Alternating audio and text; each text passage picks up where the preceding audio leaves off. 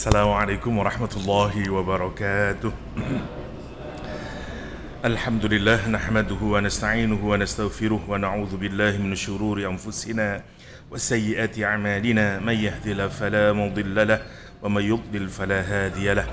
Asyhadu an la ilaha illallah wahdahu la syarika lahu wa asyhadu anna Muhammadan 'abduhu wa rasuluhu wa safiyyuhu wa khaliluhu addal amanah wa nasahal ummah wa jahada fi sabilihi haqqa jihadih. Ikhwa fillah rahimakumullah, kita menyelesaikan surah Ad-Duha, kemudian insyaallah kita lanjutkan ke surah Al-Insyirah.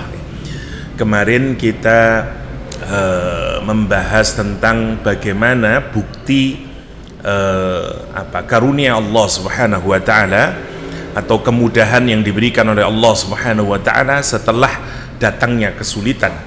Al-Quran mengawali dengan alam yajidka yatiman fa'awa wa wajadaka dhallan fahada wa wajadaka a'ilan faghna.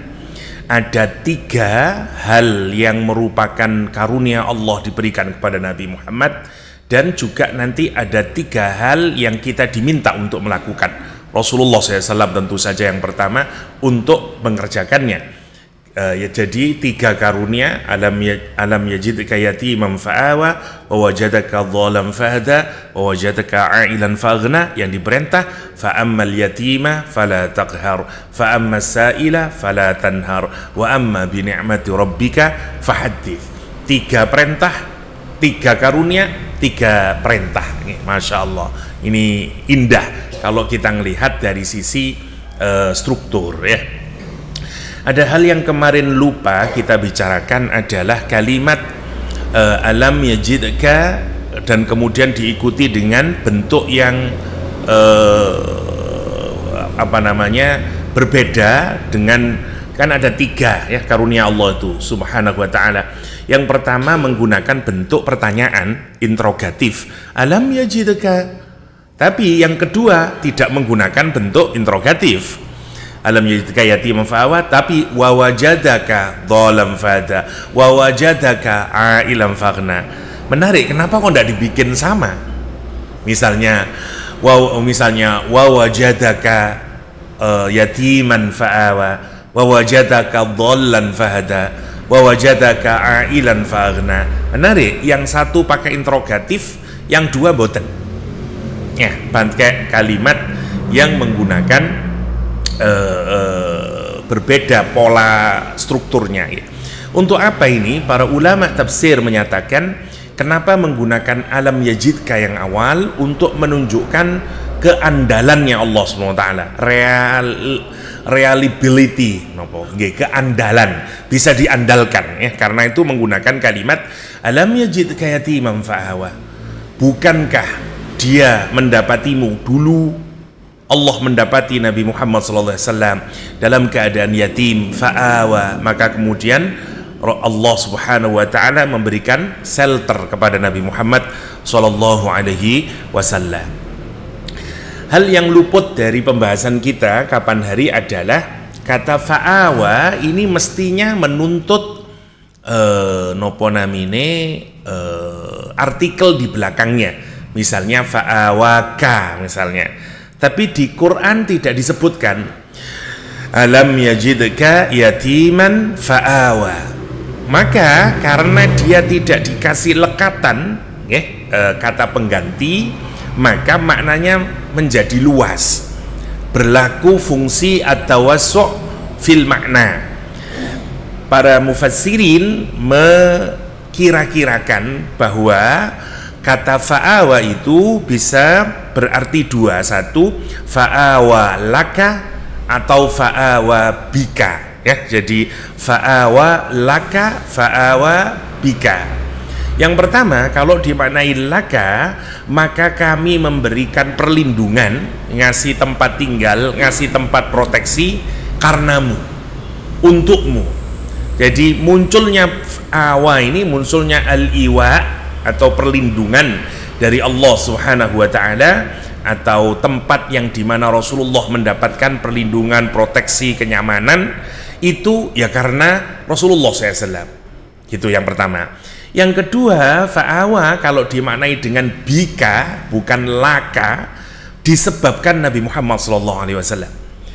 Jadi maknanya adalah ayat ini berarti kalau kita ini mendapatkan perlindungan, dapat proteksi, dapat tempat yang membuat kita ini kemudian mendapatkan perlindungan dari masalah-masalah kita, itu salah satunya adalah sebab Nabi Muhammad sallallahu alaihi wasallam. Itu maksudnya alam yajidka yatiman fa'awa. Oke, yang kedua, wa wajadaka dhallam fahada. Kemarin saya menjelaskan ada 16 pendapat menurut Imam Qurtubi, tetapi kemudian kesimpulan yang paling kuat darinya adalah selain dulu Nabi Muhammad pernah tidak tahu jalan pulang ke Ka'bah karena tersesat di jalan pada saat masih kecil dulu. Tetapi yang kedua, makna yang lebih kuat menurut para mufassirin di antara berbagai pendapat itu adalah bahwa Nabi Muhammad itu sedang mencari. Ya, jadi maknanya wa wajadaka dhallan, maka Allah Subhanahu wa taala mendapati Nabi Muhammad itu sedang mencari petunjuk.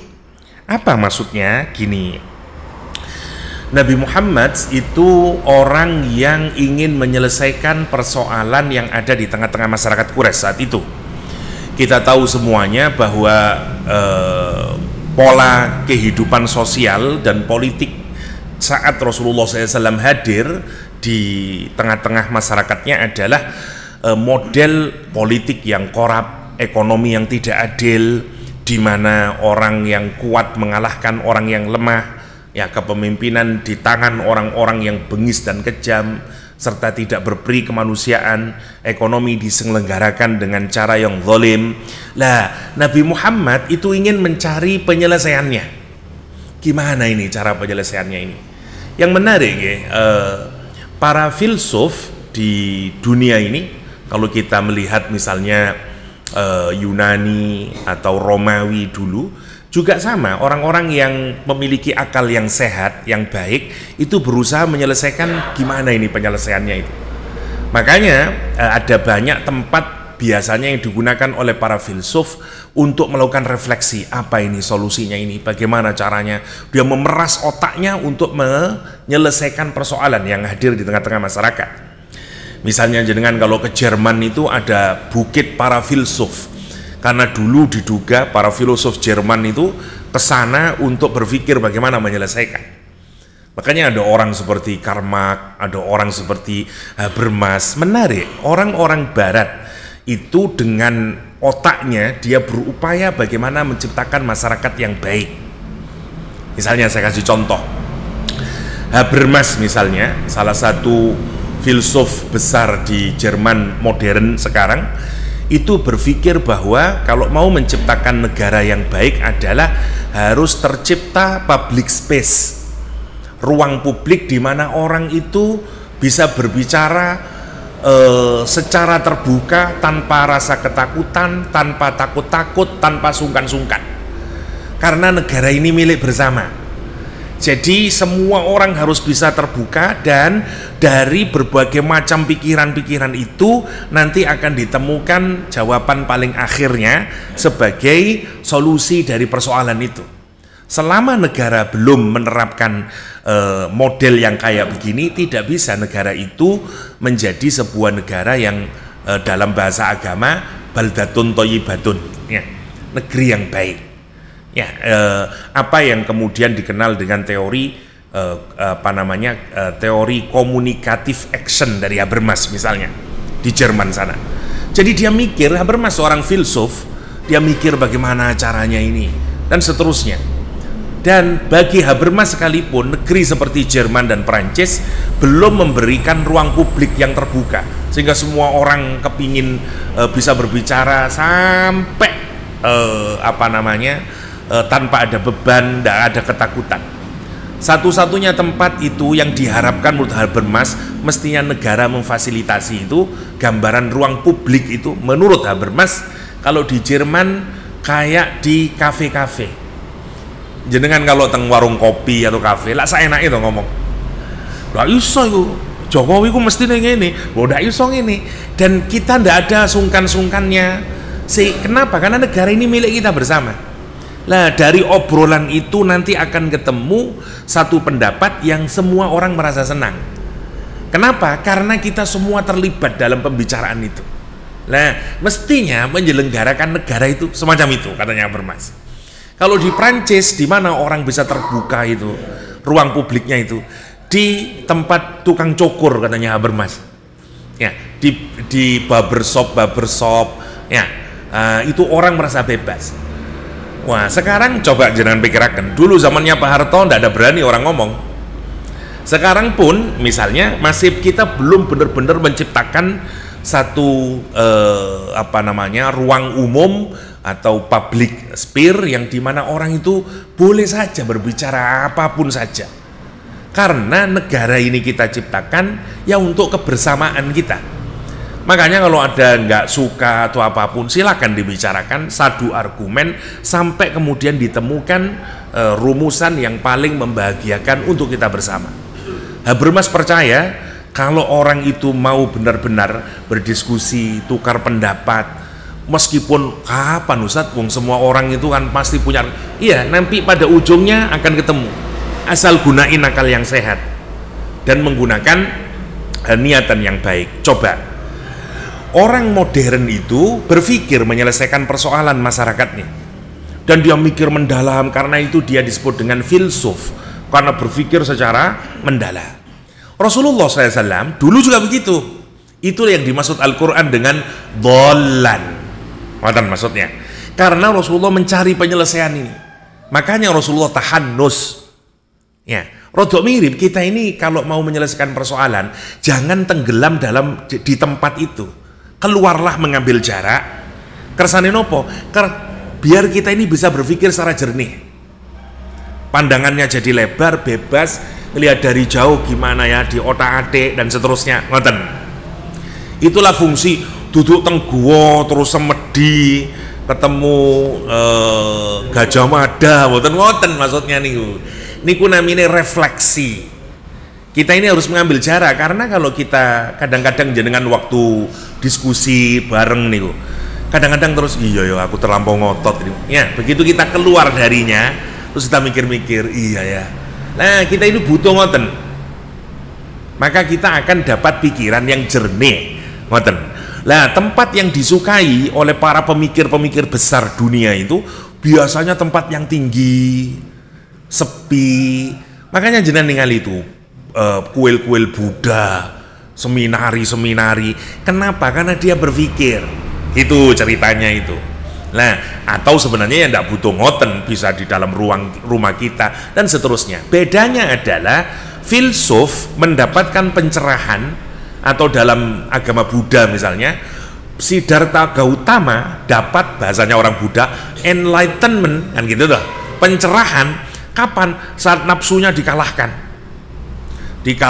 terus baru ketemu pikiran dia bisa menyelesaikan. Itulah yang dialami oleh para filsuf. Bedanya Nabi adalah dia tidak mendapatkan pikiran berdasarkan otaknya, penyelesaiannya itu, tapi Allah yang memberi. Inilah yang membedakan antara filsafat dengan agama. Karena kalau filsafat, meskipun dia berguna untuk kehidupan kita, dia tetap merupakan human product, hasilnya manusia, karena dia berpikir. Jenengan menyelenggarakan negara niki sinten sing mikir? Ya para filsuf-filsuf niku. Ya apa ngatur negara anu ngene dan seterusnya. Sampai diatur wonten trias politika dan seterusnya. Niku ngoten ceritane. Nah, bedanya agama adalah bukan Rasulullah berpikir kemudian menemukan solusi, enggak. Allah yang mengirimkan. Itu yang disebut dengan wa wajadaka dhallan. Misalnya kita gunakan dalam Al-Qur'an ya. Kata dhallan itu bermakna keadaan di mana tidak tahu, belum bisa menyelesaikan persoalannya karena tidak tahu, itu namanya dhallan. Bukan dalam pengertian tersesat terus nyembah Lata Manat Hubal, bukan itu. Karena Rasulullah SAW tidak pernah melakukan perbuatan syirik. Jangankan Rasulullah, ke Abu Bakar As-Siddiq, Khadijah, semuanya tidak. Misalnya Al-Quran menyatakan, qala alam nurabbika fina walida walabista fina min umurika sinin. Ketika Allah menceritakan tentang dialog antara Nabi Musa alaihissalam dengan Fir'aun, ya, wah, ini dialog ketemu setelah sekian lama berpisah karena Nabi Musa alaihissalam melarikan diri dari Mesir, berguru kepada Nabi Shu'aib. Setelah 10 tahun kembali lagi ke Mesir, sekarang bertemu. Lah, ini salah satu pertanyaannya, qala alam nurabbika fina walida. Kata Fir'aun, bukankah dulu kamu itu masih kecil, aku yang merawat, dirawat di kerajaan ini ya, saya yang ngasih makanan, minuman, merawat kamu itu. Min umurika sinin, ya, saat kamu masih kecil, lama itu, bertahun-tahun dulu kamu, matur nuwun, kita rawat. Untuk apa? Pinter Fir'aun itu maksudnya adalah, kamu sekarang itu menyalahkan agama saya, kamu sekarang itu bahkan tidak menganggap saya ini menjadi Tuhanmu, dan bahkan mengkritik polisi dan agamanya orang Mesir. Kau ndak iling tau sopo awakmu itu? Dulu kon ngenger yang aku. Nah, kayak gitu. Itu Fir'aun itu jago debat.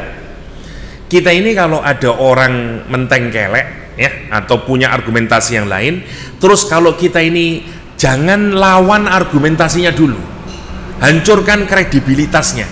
Kalau kredibilitasnya hancur, dia akan sibuk memikirkan kredibilitasnya dan kita mudah mengalahkannya. Salah satu teknik debat. Orang itu kalau tidak pinter, dia punya argumen yang bagus, tapi kita tidak bisa mengalahkan. Caranya adalah serang saja argumentasinya. Misalnya lawan AHY, misalnya ini ya, wah, AHY punya ide gini, lawan saja, tapi kan kamu tidak bisa menyelesaikan kasus Hambalang, mumet nanti wes, ya gitu caranya. Kira-kira begitulah. Fir'aun dulu gitu, dia debat kali Nabi Musa. Apa katanya Fir'aun? Kamu itu dulu kecil, saya yang merawat di kerajaan kami ini. Tapi lihat, Nabi Musa hebat, dia mengakui, memang saya berhutang sama kamu, ya, tapi tidak berarti karena hutang itu kemudian aku tidak menyatakan yang benar, enggak. Tapi hebatnya itu masih ditutupi sama Fir'aun itu, dulu aku yang merawat kamu itu, gini. Apa kata Nabi Musa? Dia diteruskan oleh Fir'aun, wa fa'alta fa'latak, dan kamu dulu melakukan itu kan, perbuatan dulu itu kan, ini kan tahu aibnya Nabi Musa. Nabi Musa itu pernah dulu mukul mati, lah ngoten toh. Lah, Fir'aun itu sebenarnya memang cinta sama Nabi Musa alaihissalam, dan dia mau menopo namanya, kalau kita mau dipojokkan, tapi kan terus no ya, kamu mau membuka, kamu mau mengkritik saya, satu ditunjukin, kamu dulu kecil saya rawat, yang kedua, kamu tidak tahu tak, saya punya kartu truf ini untuk membuka kesalahanmu. Katanya Fir'aun, pinter Fir'aun, wa fa'alta, dan dulu kamu melakukan kan, tidak dibuka semuanya, tapi itu sebagai pintu kontrosno tak buka kan, hebatnya. Dan itu sekarang dipakai. Jangan belajar politik, masya Allah hebatnya Fir'aun itu sekarang juga dipakai oleh para politikus sekarang. Terus tak buka kan, semua punya kartu truf. Apa kata ya Fir'aun? Wa fa'alta fa'lataka, dan kamu dulu melakukan perbuatan itu toh. Tidak disebutin kalau buruk, cuma disebut kamu melakukan perbuatan itu. Nomor satu, kata dia, allati fa'alta, yang kamu melakukannya. Itu kalau orang seneng bahasa Arab, niku antik. Karena wa fa'alta fa'lataka allati fa'alta. Ya bayangkan. Kalimat ini menarik. Wa fa'alta fa'lataka allati fa'alta. Diolak-walik sama orang. Jadi mestinya ini kalimat enggak butuh begitu, mestinya kan cuma kamu dulu membunuh, lah selesai toh. Tapi kalimatnya, dan kamu melakukan atau kamu melakukan satu kelakuan yang dulu kamu lakukan. Coba bayangin, saya coba sesuaikan maknanya. Dan kamu melakukan kelakuan yang dulu kamu lakukan. Ini kalimatnya. Wa fa'alta fa'lataka allati fa'alta, kata dia. Masya Allah. Wa anta minal kafirin, dan kamu dulu itu orang yang kufur masih. Ketika kamu dulu itu, qala, lihat kata Nabi Musa, qala fa'altuha. Musa pinter ya, meskipun digiring untuk dihancurkan kredibilitasnya, Nabi Musa tidak bisa dibelokkan. Orang itu mestinya kalau sudah didebat begini, dia lupa dengan materinya dan sibuk membenahi komen terhadap dirinya. Iya, tapi dulu saya itu kan karena, lah lupa dia sama pesan utamanya. Tidak Nabi Musa. Ini namanya kalau dalam debat namanya diverting ya. Tapi Nabi Musa pinter, dibawa lagi ke topik utama. Pinterin Nabi Musa. Kata Nabi Musa, iya saya dulu melakukan, titik, bukan didawa-dawakan. Kata Nabi Musa, qala fa'altuha, dulu yang saya melakukan itu. Apa kata Musa? Idzan wa ana minadh-dhalin. Ya, ketika saya dulu masih dalam keadaan tersesat, saya tidak tahu bagaimana mencari penyelesaiannya, karena tidak tahu toh.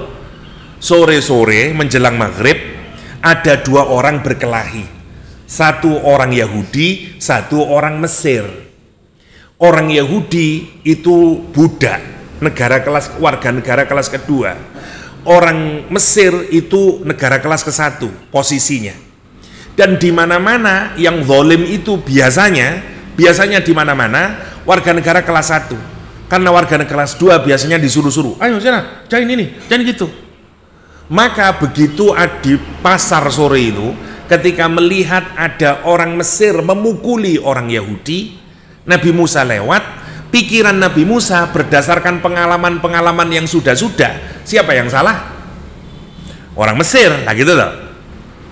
Jenengan katakanlah, nun sewu nggih, mohon maaf terhadap orang Madura, bukan untuk menjelekkan orang Madura, katakanlah misale teng mriki teng pasar ono wong Madura ngepuki wong Jawa, kira-kira nurut hitungan jenengan sapa sing salah? Madura paling, misale lah ngono. Kenapa? Karena di pasar banyak orang Madura, dan biasanya Ustadz yang ngampleng ini wong Madura. Misale, ini berdasarkan kebiasaan mawon. Sekali lagi ini bukan untuk menjelekkan orang Madura, saya hanya untuk memahamkan kenapa Nabi Musa memukul orang Mesir. Maksud saya, nomor satu.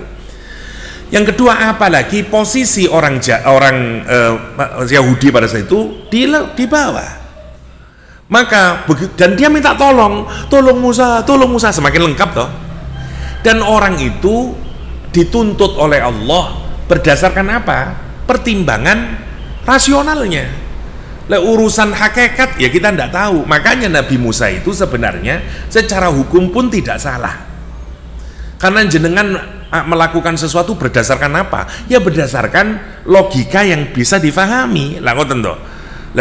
Urusannya hakikat ya Allah yang tahu. Maka karena ada orang meminta tolong dan yang mukulin orang Kipti, Nabi Musa maju dilerai dengan cara dipukul sekali orang Mesir itu. Sekali pukul blek mati. Niku ceritanya begitu. Makanya Musa menyindir kejadian, Fir'aun menyindir kejadian itu. Wa fa'alta, kamu melakukan fa'latak, perbuatanmu dulu itu, allati fa'alta, yang dulu kamu lakukan. Hah? Ayo, tak buka kan? Musa tidak bergeming. In qala fa'altuha, aku melakukan, kata Nabi Musa. Kenapa? Idzan, karena dulu itu wa ana minadh-dhalin. Ya, karena dulu itu saya dhalin. Lihat kalimatnya. Dhalin bukan berarti menyembah Firaun. Dhalin di sini apa? Tersesat di sini apa? Tersesat karena saya tidak tahu mana yang benar ini. Itu maksudnya. Saya tidak tahu siapa ini, tapi berdasarkan logika saya, maka itu. Nah, saya mencari siapa yang benar ini. Lihat, karena fafarartu minkum lamma khiftukum. Karena itu kemudian aku lari, ya. Ketika aku takut kepadamu, dulu memang aku takut, makanya aku lari darimu karena engkau mau membunuhku, kata Nabi Musa. Fawahabali rabbi hukma, maka kemudian Allah memberikan aku kebijaksanaan, ngasih wahyu kepadaku. Itu yang disebut dengan fahada. Allah ngasih wahyu, wa ja'alani minal mursalin, dan kemudian Allah menjadikan aku rasulnya. Nah, apa maksudnya? Sekarang saya tidak ada takut sama sekali sama kamu. You menjelekkan masa laluku, ya, memang saya dulu menjelaskan, tapi saya nggak tahu saat itu. Ini ibaratnya apa? Kamu tidak bisa menyalahkan saya, ini inosen saja, dan seterusnya. Ya, dan itu masa lalu, tilka, dan seterusnya. Nah, ayat ini kata para ulama, ini senada maknanya dengan kalimat Al-Quran menyatakan wa wajadaka dhallan fahada. Atau Al-Quran misalnya di ayat yang lain juga menunjukkan hal yang sama, misalnya di surat Yusuf, nahnu naqussu 'alaika ahsanal qasas bima auhayna ilaika hadzal Qur'an wa in kunta min qablihi laminal ghafilin. Dulu kamu orang yang ghaflah, lalai karena tidak dapat petunjuk, tidak tahu ini apa ya ceritanya Nabi Yusuf, nggak tahu. Nah, itu maksudnya kata hada di sini, dhallan di sini. Jadi Nabi Muhammad mencari gimana menyelesaikan ini. Masyarakat tidak benar, ekonomi kurang, juga korup, sampai kemudian Allah mendatangi memberikan wahyu ke Nabi Muhammad. Itu disebut dengan fahada.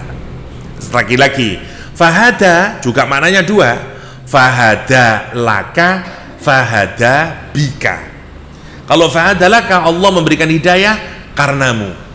Kalau fahada bika, Allah memberikan hidayah denganmu. Jadi kita ini mendapatkan hidayah dari Allah disebabkan Nabi Muhammad SAW. Andai tidak ada Nabi Muhammad, jenengan boten dapat hidayah. Kita semuanya tidak dapat hidayah. Itu disebut fahada bika. Oke. Yang ketiga, wa wajadaka dhallan fahada wa wajadaka ailan faghna. Kita masuk di ayat ini yang baru sekarang. Wa wajadaka ailan, dan kata Allah SWT, kami mendapatimu, Allah mendapatimu, Rasulullah SAW, ailan. Ailan itu dari kata ail, ya. Jadi dia dari akar kata iyal. Iyal itu keluarga. Misalnya Yahya wa iyalihi, Yahya dan keluarganya. Ail adalah orang yang kesusahan, miskin dia. Kenapa? Karena dia harus terbebani dengan beban keluarganya yang banyak itu, sehingga dia miskin yang karena terbebani, punya beban yang berat secara ekonomi, karena dia harus memberikan makanan kepada anak-anaknya. Lah, orang yang kaya begitu itu disebut dengan ailan, ya, ailan. Itu yang disebut dengan ailan. Fa'aghna, maka kemudian Allah Subhanahu wa taala membebaskan Rasulullah SAW, mengayakan Rasulullah SAW, ya, membebaskan dari kebutuhannya karena kemudian kebutuhannya terpenuhi, sehingga kemudian Rasulullah SAW tidak dapat pressure lagi, tidak dapat beban dan tekanan kemiskinan itu lagi. Itu namanya ailan, ya, ailan fa'aghna. Jadi ini gambaran, seakan-akan itu digambarkan Mang Rasulullah mikir itu, mikir anak yatim, mikir orang miskin, mikir para janda-janda, gimana itu. Nomor satu, seakan-akan itu jadi bebannya Rasulullah SAW. Poin nomor satunya. Nomor duanya, ailan, memang benar-benar Rasulullah SAW pada saat itu sedang apa? Sedang berpikir untuk menanggung beban keluarga. Jadi kan ceritanya itu, Rasulullah kan hidup bersama Abu Thalib. Abu Thalib ini miskin. Kenapa? Karena banyak hartanya itu juga diberikan kepada para orang-orang yang haji dan umroh. Abu Thalib itu karena tradisi mbah-mbahnya dulu selalu memberikan bubur kepada orang-orang yang umroh dan haji karena saking baiknya. Jadi setiap musim haji, ayahnya yang mbahnya Rasulullah yang namanya Hashim itu gelar sebenarnya pemecah, ya, karena dia beli biji gandum atau biji apalah, kacang hijau kalau sekarang, dari Yaman, dari mana-mana. Nanti musim haji dia bikin bubur. Karena bijinya itu dihancurkan sampai jadi bubur, orang yang menghancurkan benih itu atau menghancurkan biji gandum namanya Hashim. Hashim itu the crusher, orang yang menghancurkan. Nah, siapa itu? Mbahnya Nabi Muhammad. Karena kalau banyak tamu datang ke Mekah, dia itu sodakoh ngasih bubur, diberikan. Dan itu juga diteruskan oleh Abu Thalib, sehingga selain anaknya banyak, Abu Thalib juga sangat generous sehingga miskin. Nabi Muhammad hidup bersama Abu Thalib. Nabi Muhammad itu kepikiran gimana ya saya bisa bantu Abu Thalib. Jadi kemiskinannya Abu Thalib, keluarga besarnya Abu Thalib itu juga serasa menjadi bebannya Rasulullah. Karena itu Rasulullah mengapa mengembalakan kambingnya Khadijah, kambingnya Halah, itu karena itu. Karena Nabi Muhammad itu kepingin saat itu gimana saya bisa membantu meringankan bebannya Abu Thalib dan keluarganya. Nah, saat itu ailan, itu maksudnya Nabi Muhammad dalam keadaan ailan, wa wajadaka ailan, dan Allah mendapatimu sebagai ail, orang yang ditimpa dengan beban kemiskinan.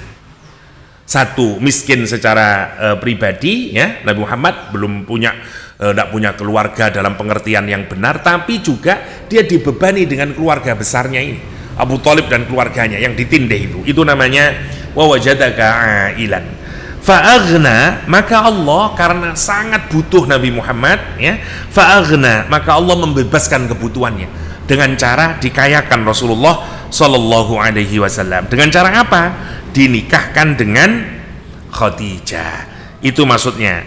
Ghani atau ghina itu orang yang terbebas dari kebutuhan. Maka kalau orang itu sudah tidak punya kebutuhan, dalam bahasa Arab disebut dengan ghani atau orang yang kaya. Orang yang kaya itu yang diberikan oleh Allah SWT kepada Nabi Muhammad dengan cara nopo namine dinikahkan dengan Khadijah, dengan Khadijah. Itu maknanya, ya. Oke, kita lanjutkan sekarang. Jadi tiga keadaan yang menggambarkan pemberian karunia dari Allah SWT. Sekarang tiga perintah Allah SWT. Fa ammal yatima fala takhar.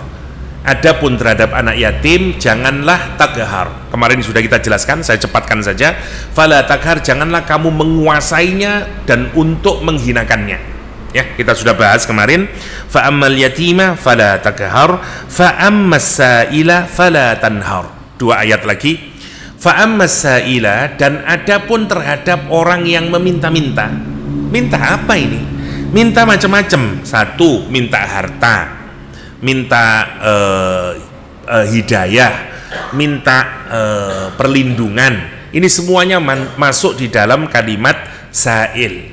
Ada orang yang datang ke Rasulullah SAW minta petunjuk bagaimana penyelesaiannya. Ada orang yang miskin datang ke Rasulullah SAW. Ya. Suku Mudhar datang dengan pakaian yang amat sangat compang-camping. Ya, kenapa? Karena didoain oleh Rasulullah SAW 7 tahun mereka mengalami masa paceklik, kekeringan karena kurang ajar. Ya, saya singkatkan, ya. 70 sahabat Nabi dibunuh, dan mereka ini bukan sahabat biasa tapi qurra'nya. Qurra' itu ulamanya. Jadi dari 124.000, jadi misalnya dari sahabat Rasulullah SAW, Ansor dan Muhajirin yang ada di Madinah, itu tidak semuanya ulama, tidak semuanya orang yang alim, para sahabat itu. Jadi ada ulama-ulama di antara para sahabat. Biasanya di dalam hadis dikenal dengan qurra', orang yang ahli Quran, yang memahami Quran seperti Abdullah bin Abbas, Ubay bin Ka'ab, dan seterusnya. Singkat cerita, suku Mudhar ini dan beberapa suku yang lain datang ke Madinah meminta agar Rasulullah SAW mengirim para ahli Quran atau orang yang para ulamanya, para sahabat, untuk berdakwah ke tempat mereka karena mereka membutuhkan da'i. Singkat cerita, ini terjadi setelah perang Uhud. Rasulullah SAW mengirim 70 orang, bayangkan. Tetapi ternyata 70 orang ini begitu sampai di sana dibunuh semuanya. Makanya Rasulullah marah. 1 bulan penuh Rasulullah kunut nazilah. Rasul mendoakan kehancuran buat mereka, bahkan disebut namanya, dan sekaligus Rasulullah SAW kemudian berdoa, ya Allah, ya, jadikan tahun-tahunnya suku Mudhar itu sebagaimana tahun-tahunnya orang Mesir dulu masanya Nabi Yusuf alaihissalam, sehingga mereka ini 7 tahun tidak mengalami hujan dan seterusnya, mereka makan rumput, miskin, tidak karu-karuan dia udah. Akhirnya datanglah mereka kemana? Ke Madinah ceritanya. Datang ke Rasulullah, Rasul melihat bagaimana lemesnya dia, seakan-akan digambarkan oleh hadis itu pedangnya tergeletak ini, wis lemes abe, kasihan Rasulullah SAW. Nanti Rasulullah menyuruh Bilal untuk melakukan sholat, terus Rasulullah membaca awal surah An-Nisa, ya, apa namanya, ya ayyuhalladzina amanu taqullaha ila akhir itu, ya, apa namanya, mengingatkan silaturahim dan seterusnya Rasulullah SAW. Kemudian baru nanti para sahabat itu ada yang ngasih semuanya, ngasih duit, ngasih perak, ngasih baju-bajunya sampai menumpuk nih di depan Masjid Nabawi. Dan Rasulullah akhirnya tersenyum, diberikan kepada suku Mudhar karena mereka mohon kepada Nabi, terus meminta maaf dan segala macamnya. Itu wa ammas sa'il. Jadi yang datang ke Nabi itu macam-macam, datang untuk minta harta, ya, karena miskin, karena kekurangan, datang untuk minta hidayah, itu masuk dalam kategori as-sa'il. Wa ammas sa'ila, kata Rasulullah SAW, kata Allah SWT, fala tanhar, jangan kamu menghardik. Apa maksudnya tanhar ini? Tanhar itu dari kata nahrun. Nahrun itu sungai. Jangan kamu menyungai, kan gitu toh kalau kita terjemahkan letterlek itu. Apa maksudnya Ustadz? Gini, nahrun itu sungai yang airnya deras, yang airnya itu nopo namine gasing niku nopo nggih, jenengan lek teng pujon, ya, terus kita ngelihat airnya itu kalau kena batu kemudian muncrat ngeten, pras ngeten. Jadi mboten sungai yang alirnya nopo namine diem, mengalir secara diam, niku mboten nahrun. Nahrun itu sungai yang airnya gasing, jadi kena batu pras paling ini serah, ya, nopo namine ngoten nggih, nopo, iya, bergolak, ya, biasanya dipakai untuk lare-lare nopo namine niku. Nah, niku namine nahrun. Niki gambarane watu niku gambarane wong yatim. Gambarane. Jadi Quran itu orang yatim, orang peminta-minta. Ini ada sungai nih. Sing wonten watu-watune gede niku, sungai. Alirnya deras sungainya itu. Lah, orang yatim itu digambarkan, atau orang yang minta-minta itu digambarkan seperti batu nih. Yang dilakukan oleh air itu, dia kena batunya, tapi kemudian melemparnya lagi, kayak dihantam dia. Dengan apa? Dengan ucapan, dengan sikap, nah itu namanya tanhar. Jangan lihat ono wong jaluk, sana keluar kamu. Lah itu seperti air yang menghantam batu. Jadi kenapa Quran menggunakan fala tanhar? Maksudnya ngoten, kayak di kaploki akunya banyune, ya. Tidak justru mengalirkan, dikasih makanan, dikasih nopo, tapi hanya dia displas saja.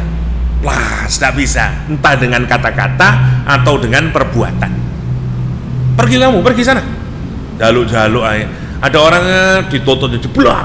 Nah, itu namanya fala tanhar. Ya. Dalam bahasa Indonesia kita artikan menghardik. Saya dengan menghardik. Ini namanya.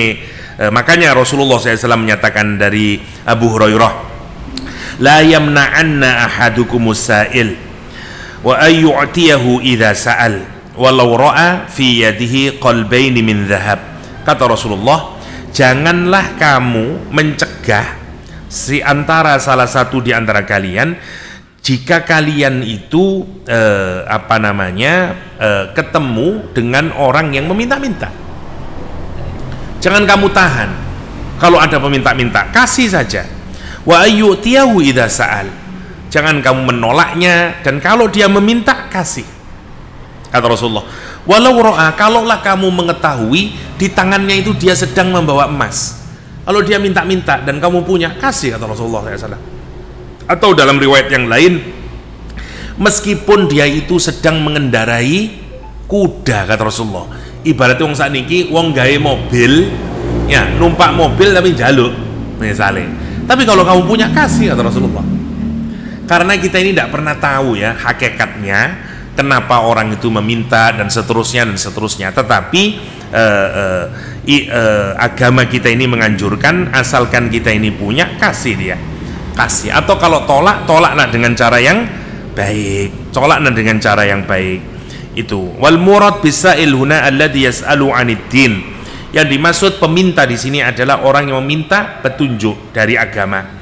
Ai fala tanharhu bil ghildah wal jaffah. Maka jangan kamu menolaknya dengan kata-kata yang kasar, ya, dengan cara yang tidak baik diharde. Wa ajibhu birifqin walayyin. Maka jawablah dia dengan cara yang halus dan lembut. Makna yang pertama. Ada orang tanya sama agama gini, maksudnya ya, dai itu ustadz, kiai atau siapapun sajalah, takmir masjid. Kadang ada orang tanya itu ngeyel, tanya itu nggak menyenangkan, tergoda kita itu malas untuk jawab. Terus untuk kamu yuk malah tanya apa kamu yuk, kan nggak usah dijawab. Lah, yang pertama, kalau ada orang bertanya tentang agama, meskipun ngeyel, ngesel, dan seterusnya, jawablah birifkin walayyinin, kata dia. Jawab dengan cara yang lembut, tetap jawab dia. Fala tanhar, jangan kamu hardik. Kamu itu ya, kafir kamu itu bertanya begitu itu. Sana keluar kamu. Nah begitu caranya. Itu poin nomor 1. Qalahu Safwan, qala Ibnu al-Arabi, amma sa'il anid-din fajawabuhu fardun 'alal 'alim. Orang yang ahli agama wajib hukumnya menjawab kalau ada orang bertanya. Waqad kana Abu Darda yang zuru ila ashabil hadis wa yabsutu ridaahu lahum. Lihat, Abu Darda sahabatnya Nabi Muhammad SAW, ya, kalau dia melihat orang yang ahli hadis, maka beliau itu melebarkan ridaknya itu, jubahnya itu atau imamahnya ini, ya, kerudungnya itu dilebarkan gini.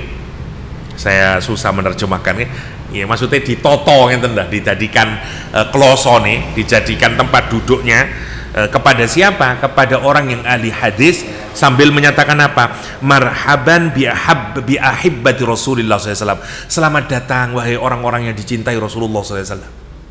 Saking menghormati kepada siapa? Orang yang ahli ilmu. Itu namanya Abu Darda, sahabatnya Rasulullah SAW. Atau kunna idza ataina Aba Sa'id, bahkan katanya kami ini kalau kedatangan Abi Sa'id Al-Khudri, ya, maka kita menyatakan marhaban biwasiyati Rasulullah sallallahu alaihi wasallam.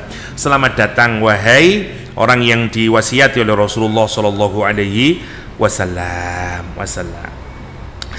Oke, ini selalu tambahannya. Sa'altu Rabbi mas'alata waditu anni lam as'ala qulta ya Rabbi takhata Ibrahim khalila wa kallamta Musa taklima sakharta ma Dawud al-jibala yusabbihna wa a'taita fulanan kadha wa qala azza wa jal alam ajidka yatiman fa'awaituk alam ajidka dhallan fahadaituk alam ajidka a'ilan fa'ataituk alam nasrah laka sadrak alam utika ma lam uti ahadan qablak khawatim suratil Baqarah alam attakhidka khalila kama attakhadta Ibrahim khalila qultu bala ya Rabb. Ada hadis yang agak panjang ya dari Nabi Muhammad, dan diriwayatkan sesungguhnya Rasulullah SAW suatu saat Rasulullah itu bertanya kepada Allah tentang beberapa masalah. Allah SWT kemudian menyatakan, ya Rabb, wahai Allah. Nabi Muhammad berkata, ya Allah, engkau mengambil Nabi Ibrahim itu sebagai kekasih, engkau mengajak berbicara Nabi Musa alaihissalam, engkau menundukkan gunung buat Nabi Dawud, dan gunung pun bertasbih kemudian, dan engkau memberikan kepada seseorang ini itu. Allah SWT kemudian menjawab, alam ajidka yatiman fa'awaituk, bukankah aku mendapatimu sebagai anak yatim dan kemudian memberikan perlindungan kepadamu. Aku mendatangimu dalam keadaan mencari kebenaran, ya, dan kemudian aku memberikan hidayah kepadamu. Alam ajidka ailan, tidakkah aku mendapatimu sebagai anak orang yang miskin, ya, butuh, faghnaituka, dan aku mengayakanmu. Alam asrah laka sadrak, bukankah aku meluaskan atau meluaskan dadamu, ya. Alam utika ma lam uti ahadan, bukankah aku memberikan sesuatu yang belum pernah aku berikan kepada seorang pun, ya, sebelummu, yaitu khawatimah suratil Baqarah, doa akhir dari surah Al-Baqarah. Alam attakhidka khalila, bukankah aku juga menjadikan engkau sebagai kekasih sebagaimana aku mengadikan Ibrahim sebagai kekasih. Qultu, Nabi Muhammad menyatakan, bala ya Rabb, na'am ya Rabb. Oke, itu ayat terakhir sekarang. Fa amma bi ni'mati rabbika fahaddis. Maka adapun terhadap nikmat Rabbmu, fahaddis, maka katakanlah. Yang pertama, kalimatnya menggunakan kata tunggal, ni'mah, bukan ni'am, ya. Ni'matun dari kata nu'umah, artinya softness, kelembutan, relax, nyaman, ketentraman. Itu secara bahasa namanya ni'mat. Nu'umatun softness, kelembutan, lembut, sesuatu yang melembutkan hati, menyamankan hati, namanya ni'mat. Jika satu disebut dengan nikmat, ayat ini lihat, padahal kan banyak nikmat yang diberikan oleh Allah, ya dah, dari awal tadi mulai fa'awa, fahada, dan seterusnya. Tapi Quran menyatakan fa'amma bi ni'mati rabbik. Maksudnya, jangankan semua nikmat, satu nikmat kita dapatkan dari Allah SWT, fahaddis, ucapkanlah. Maksudnya, oke. Maka dia unsur ma an'amallahu 'alaika bisyukri wassana. Ya, sebarkan, ya, apa yang Allah berikan nikmat kepadamu itu dengan cara apa? Dengan cara syukur dan memuji Allah SWT. Fahaddis di sini maknanya adalah satu, al-i'tiraf biha syukrun, menyadari bahwa nikmat ini berasal dari Allah SWT dan kemudian kita bersyukur kepadanya. Itu namanya yang pertama, syukur. Kemudian kita memuji Allah SWT. Maka yang disebut dengan fahaddis di sini yang pertama adalah asyukru wassana, bersyukur dan memuji Allah Subhanahu wa ta'ala. Ada yang menyatakan apa yang dimaksud dengan nikmat ini. Kemudian pendapat yang pertama adalah Al-Quran. Fa'amma bi ni'mati rabbik, adapun dengan nikmat dari Rabbmu itu, ya, ini berupa Al-Quran, fahaddis, bacakan itu, ya, share dengan orang yang lain, dakwahkan bacakan kepada umatmu, fahaddis. Itu makna yang pertama. Yang kedua, ada yang mengatakan nikmat dari Allah ini adalah nubuwah. Maksudnya baligh ma ursil tabih, adapun terhadap kenabianmu itu sekarang kamu sampaikan risalah dari Allah Subhanahu wa ta'ala. Itu makna yang kedua. Wa anil Hasan bin Ali radhiyallahu anhuma qala idza asabta khaira au amilta khaira fahaddis bihi. Ya, jika kamu ini mendapatkan kebaikan, ya, atau mengamalkan kebaikan, beritahu, ya. Tetapi yang kedua ini harus hati-hati, ya. Kalau kita dapat melakukan amal soleh, memang boleh kita alhamdulillah, tapi ditujukan untuk menampakkan syukur dan memuji Allah SWT. Alhamdulillah awak kira, ya, saya alhamdulillah meskipun gini-gini alhamdulillah tadi malam bisa bangun. Kalau kita sesama muslim, untuk meningkatkan amal kita membicarakan kebaikan diperkenankan. Dalilnya mana? Ini tadi, ya, Rasulullah dari Ali bin Abi Thalib qal, ya, idza asabta khairan aw amilta khairan fahaddis bihi athiqah min ikhwanik, ya, boleh, ya, membicarakannya. Wa an Amr bin Maimun qala idza laqiya ar-rajul min ikhwanihi may yathiqu fihi yaqulu lahu razzaqallahu minas salat al-bariha kadza wa kadza. Boleh, misalnya dengan alhamdulillah wingi aku mari budal haji ngene-ngene, tapi sekali lagi bukan ditujukan agar orang lain menganggap kita ini orang yang soleh, tidak, tapi untuk menunjukkan rasa syukur kita kepada Allah Subhanahu wa taala dan pujian kita kepada Allah Subhanahu wa taala.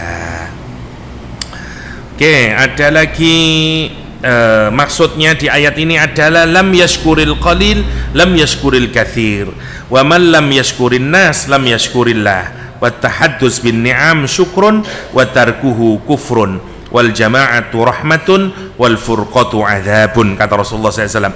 Siapa yang tidak bisa mensyukuri yang kecil, dia tidak akan bisa mensyukuri yang besar. Siapa yang tidak bersyukur kepada manusia, dia tidak bisa bersyukur kepada Allah SWT. Dan tahaddus bin ni'am, ya membicarakan, mengucapkan nikmat yang kita dapatkan adalah syukur, meninggalkannya adalah kufur. Ya, bersatu itu rahmat, bercerai-berai itu adalah azab.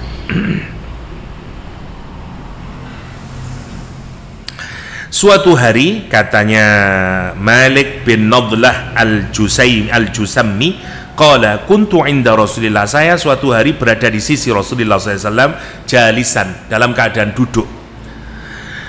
Kemudian faro'ani, kemudian melihat kepadaku faro'ani, kami kemudian melihat ro'sasiyab, ada orang ya yang kemudian datang ke Rasulullah SAW, dan kami melihat bajunya itu ya kurang seperti orang yang kayak tidak menampakkan rasa syukur pada Allah SWT, bajunya jelek dan seterusnya.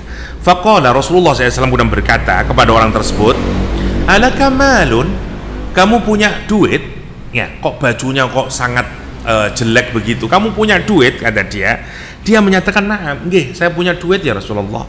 Kata Rasulullah SAW, idza atakallahu malan falyura atharuhu alaik, lek kon duwe duit, tampakkan karunia Allah itu kepadamu. Ojo pelit, duwe duit klambiane iku mboten nyeceki kalau dia mendapatkan karunia dari Allah SWT. Jadi misalnya orang itu berpakaian baik, pakai baju yang baik dan seterusnya, itu diperkenankan dalam agama sebagai apa? Sebagai bukti dari rasa syukurnya kepada Allah Subhanahu wa ta'ala. Boleh kalau kayak begitu. Ini bagian dari tahaddus bin ni'mah, dari bagian dari tahaddus bin ni'mah ya, itu maksudnya. Yang kedua lagi, hal yang lain yang saya lupa, fa amma bi ni'mati rabbik, kalimatnya menggunakan kalimat ni'matu rabbik, bukan bi ni'matin mir rabbika. Kalau ni'matun mir rabbika untuk menunjukkan jauh, masih ada jarak antara nabi dengan nikmat yang diberikan oleh Allah. Ini karena nikmatnya istimewa, makanya digandengkan dengan nama Allah. Bi ni'mati rabbik, bukan bi ni'matin mir rabbika. Itu juga penting untuk mendekatkan bahwa ini fungsinya litakrib, untuk mendekatkan Allah Subhanahu wa ta'ala, mendekatkan Rasulullah SAW kepada Allah Subhanahu wa ta'ala. Maka kalau kita mendapatkan nikmat ya, caranya adalah kita harus menampakkan nikmatnya tersebut sebagai bentuk rasa syukur kita kepada Allah Subhanahu wa ta'ala. Jadi ini hati-hati ya, beda tipis antara menyombongkan diri dengan tahaddus bin ni'mah. Prinsipnya begini, kalau kita ini mendapatkan nikmat dari Allah SWT ya, atau baik berupa apa mawon lah, termasuk amal soleh, kalau kita ini mau mengucapkan, pastikan ucapan bisa dalam bentuk ucapan verbal atau mungkin dalam bentuk perilaku. Lakukanlah dengan niatan untuk tadi itu, satu, syukur kepada Allah SWT, yang kedua sebagai pujian kepada Allah Subhanahu wa ta'ala. Misalnya anaknya lulus jadi pegawai negeri, atau misalnya anaknya lulus kedokteran misalnya, maka kita ini kepin bersyukur. Satu, boleh dengan ucapan menyatakan alhamdulillah anak saya lulus, padahal dia itu dulu begini-begini, alhamdulillah itu kalau tidak karena Allah. Nah, boleh, karena itu untuk menggambarkan rasa syukur dan pujian kepada Allah SWT. Yang tidak boleh adalah kalau kita mengungkapkan rasa nikmat yang diberikan oleh Allah kepada diri kita, tapi tujuannya adalah agar orang melihat kita sebagai orang yang dekat sama Allah, sebagai orang yang bukan itu tujuannya. Tujuannya adalah Allahnya, bukan kita, singkatnya itu. Kalau jenengan mengungkapkan itu fokusnya kepada kita, wah aku keren nih pancen nih. Lah itu namanya bukan tahaddus bin ni'mah. Jadi tahaddus bin ni'mah orientasinya adalah agar orang mengenal Allah SWT melalui nikmat yang diberikan. Contohnya, lihatlah itu orang itu. Dulu dia begini, lihat sekarang sukses itu. Itu begitu Allah itu kalau memberikan karunia kepada orang terus mikir, ya Allah. Ya, mikirnya ke Allah, bukan koyo aku ngene iki lho. Nah, bukan begitu. Itu poinnya perbedaan antara tahaddus bin ni'mah dengan kesombongan. Yang tidak boleh adalah sum'ah dan riya. Yang diperkenankan adalah tahaddus bin ni'mah. Sampai wonten sahabat itu saking wedine datang ke Rasulullah SAW menyatakan, ya Rasulullah, saya suka pakaian baik, saya suka sandal yang baik. Apakah saya ini termasuk orang yang riya dan sum'ah? Enggak, kata Rasulullah SAW. Kenapa? Karena kamu harus menampakkan tadi itu asar dari nikmat yang diberikan oleh Allah. Namanya tahaddus bin ni'mah. Oh, lek wong Jawa macam-macam. Tetangga saya di Surabaya niku nopo mawon kalau dapat nikmat terus ater-ater. Saya pertama heran tinggal di daerah Manuan niku. Jadi misalnya tumbas sepeda motor, terus dia bikin nasi dikasih apa, terus dikirimin tetangga kanan kiri. Saya bilang, dapat apa? Keluarganya beli sepeda motor baru. Syukurnya niku ditampakkan dengan berbagi kepada tetangganya. Ini gitu sepeda motor wis oleh Kentucky Fried Chicken dan ini oleh tuku mobil untuk berbaginya nih loh sebagai ungkapan syukur. Ya. Boleh-boleh mawon ya, dan kita ndak boleh sombong boleh suatu sepeda motor lah, ndak usah dipikirkan itu pikiran orang saja. Itu maksudnya adalah rasa syukur kita kepada Allah Subhanahu wa taala. Kenapa? Karena kita diberikan kenikmatan oleh Allah Subhanahu wa taala. Ada orang yang tidak menyadari dengan kenikmatan. Saya ingin tutup dengan kisah di dalam Al-Qur'anul Karim wonten surah Maryam yang digambarkan oleh Allah SWT sebagai orang yang tidak bersyukur dengan kenikmatannya, bahkan dengan seluruh kenikmatan itu dia menjadi kufur kepada Allah SWT. Orang tersebut adalah As bin Wa'il, bapaknya musuh bebuyutannya Rasulullah SAW, anaknya sahabat Nabi yang sangat memukau, namanya Amr bin As. Ayahnya namanya As bin Wa'il, anaknya Amr bin As, sahabat Nabi yang membebaskan Oman, sahabat Nabi yang membebaskan Palestina, sahabat Nabi yang membebaskan kota Mesir. Siapa itu? Amr bin As. Bapaknya kurang ajar, namanya As bin Wa'il. Allah menggambarkan As bin Wa'il itu seperti kalau bahasa saya kata rebus ya. Orang itu ya kalau berbuat maksiat masih kecil diperingatin, iya lah aku tobat, terus maksiat lagi, ojo terus kok soro lo awakmu, terus saya dia maksiat pelan sampai kemudian wis keblosok dan dia ndak bisa lagi keluar untuk bertaubat, mati mlebu neraka. Niku gambaran dalam psikologi namanya kata rebus, boiling frog istilahnya. Menarik ya, terus psikolog niku kalau kita ini mendidihkan air yang sangat mendidih, kemudian kita masukkan kata ke dalamnya, maka kata itu seketika langsung melompat. Tapi kalau kata itu kita masukkan saat airnya masih dingin, kita masukin kata, meskipun di bawahnya ada api, kata tidak akan melompat. Kasih api yang pelan-pelan, dia perlahan menikmati, rileks. Terus kalau hangat, kata dia, oh makin enak, senang dia.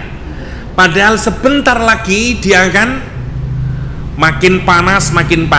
Tapi begitu dia hangat, dia masih merasa nyaman, dan dengan itu energinya makin habis, maka begitu airnya sudah mendidih panas, kata tidak punya kemampuan lagi untuk bisa melompat. Psikolog, ahli psikologi itu menggambarkan salah satu sifat manusia itu ngoten. dia susah untuk keluar dari masalah ketika masih kecil. Diperingati ndak nurut, engko lek wis gede ndak bisa keluar lagi dia karena sudah terlampau parah. Dia mau tobat mati wis mati plek. Lah, jenengan lek ningali wonten wong diberitahu tetep mawon ngeyel, beritahu tetep ngeyel, jane kodok rebus kon niku misale. Nah, ini namine lah, apa kata Allah? 1 menit lagi. Habbab bin Arad niku sahabati Kanjeng Nabi, tukang besi, tukang pandai besi. As bin Wa'il itu dandaaken bikin kalung. Kata dia, tolong gaweno kalung aku. Karena dia bisa bikin pedang, kalung, segala macamnya lah, semua yang menggunakan api ini. Singkat cerita dibikinkan.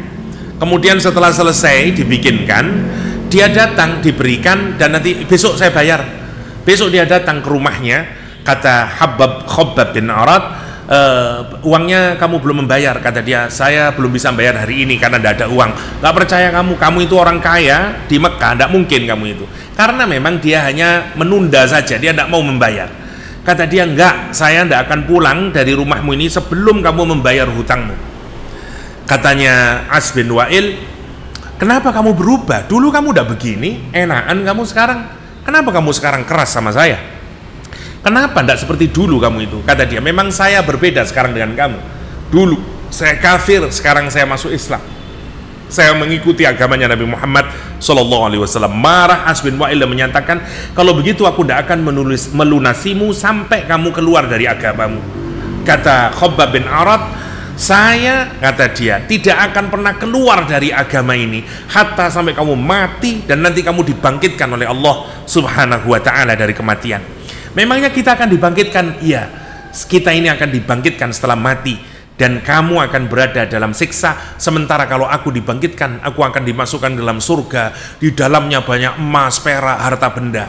Kata dia, kamu di dunia saja miskin, apalagi nanti di akhirat. Kalau nanti benar-benar kita dibangkitkan dan saya dibangkitkan dari kuburan, saya lah yang pasti akan mendapatkan harta, perak dan seterusnya. Di dunia saja saya kaya, apalagi nanti. Kalau begitu nanti saya akan melunasi hutang setelah saya dibangkitkan saja deh dari kuburan. Kurang ajarnya As bin Wa'il. Orang ini kemudian direkam oleh Al-Quran. Wonten surah Maryam ayat ke-77, Quran menyatakan, afara'aitalladzi kafara biayatina wa qala la utayanna malan wa walada. Ada dia. Apakah kamu mengetahui orang yang kufur terhadap ayat Allah? Dia dengar Rasulullah, dia dapat ayat Al-Quranul Karim, dia tahu itu, tapi ditolak terus. Dan dia berkata apa? Pasti aku yang akan mendapatkan harta dan anak-anak itu. Nah itu kasusnya ngomong dengan ngarepe sinten niku? Khabbab bin Arad. Quran menyatakan dia ini kaya raya. Kenapa dia kok tidak bisa dekat sama Allah? Ya, kenapa kok dia tidak bisa fa'amma bi ni'mati rabbika fahadis? Kenapa? Karena setan menggoda dia perlahan-lahan, ya seperti tadi nih kodok rebus nih, perlahan-lahan tanpa dia sadari, terus sampai kemudian dia masuk tenggelam di dalamnya, tidak bisa tobat, mati. Yang disebut dalam bahasa modern sekarang sebagai kodok rebus. Al-Quran menyatakan di ayat yang ke-83, alam taro annallaha arsala ya asyayatina alal kafirina ta'uzzuhum azza. Lah ta'uzzum azza niku lah, aziz itu air yang mendidih niku, belekutuk suara air yang mendidih, bahasa Arabnya itu aziz. Sebagaimana sahabat Nabi sholat di belakang Rasulullah, Rasul itu kalau membaca Quran seperti terdengar suara air mendidih dalam dadanya. Kata para sahabat, ka'azizil mirjal. Masya Allah ya. Lah, kenapa digambarkan semacam itu? Karena dia sudah digoda perlahan-lahan sampai dia tidak menyadari bahwa airnya sudah mendidih, bahwa dia dipanggang dari nerakanya Allah Subhanahu wa ta'ala. Makanya saya membahasakan ta'uzzum azza itu dalam konteks bahasa modern sekarang adalah ini godaan seperti metafor kata rebus nggih. Semoga kita semuanya ini tidak dijadikan kata rebus nggih, tentu saja jagung rebus mawon niku luwih enak nggih. Dan kita semuanya dipastikan oleh Allah jika mendapatkan nikmat saged tahaddus bin nikmat, dan Allah menghilangkan semua kesusahan-kesusahan kita, problem-problem masalah kita di dunia dan di akhirat. Kita dimudahkan sebagaimana pesan dari surat Ad-Duha, wal laili idza saja, amin Allahumma amin. Demikian mugi-mugi wonten manfaatipun. Adanallahu ikum ajma'in wa sallallahu ala nabiyyina Muhammadin wa alihi wa sahbihi wasallam, wa akhiru da'wana alhamdulillahi rabbil alamin. Subhanakallahumma wa bihamdik asyhadu an la ilaha illa anta astaghfiruka wa atubu ilaik. Assalamualaikum warahmatullahi wabarakatuh.